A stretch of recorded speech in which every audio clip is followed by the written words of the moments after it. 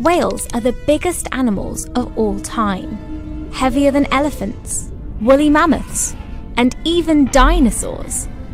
But they weren't always the titans of the sea. Let's rewind the clock around 50 million years. No, you won't find any whales here. You have to go ashore. Meet Pakicetus, the very first whale. Life on Earth spent millions of years clawing its way out of the oceans. But whales took all that effort and threw it out the window. From 50 to 40 million years ago, they traded in their forelegs for flippers. In fact, some whales today still have leftover bones of hind legs.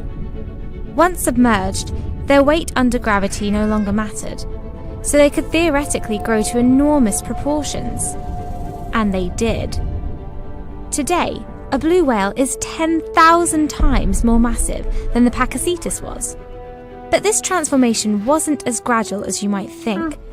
In fact, over the next 37 million years or so, whales grew increasingly diverse, but their size remained small.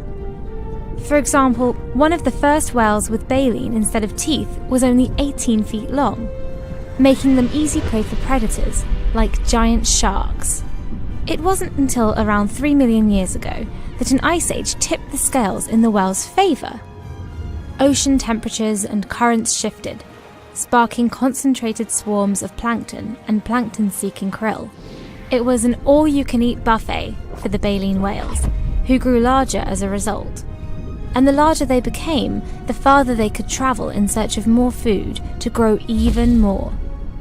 You can probably see where this is going. 3 million years later, humpbacks, for example, have one of the longest migrations of any mammal on Earth, travelling over 5,000 miles each year. As a result, modern whales are the largest they've ever been in history. Take the biggest of the bunch, the blue whale. It weighs more than a Boeing 757, has a belly button the size of a plate, and its network of blood vessels, if you laid them out in a line, could stretch from Pluto to the Sun and back, over 2.5 times. In fact, the largest blue whales are so huge that scientists think they may have hit a physical limit.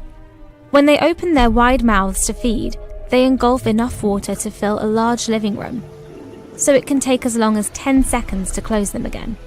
Scientists estimate once a whale is 110 feet long, it can't close its mouth fast enough before prey escapes.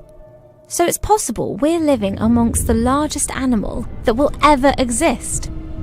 Lucky for us, they mostly just eat krill.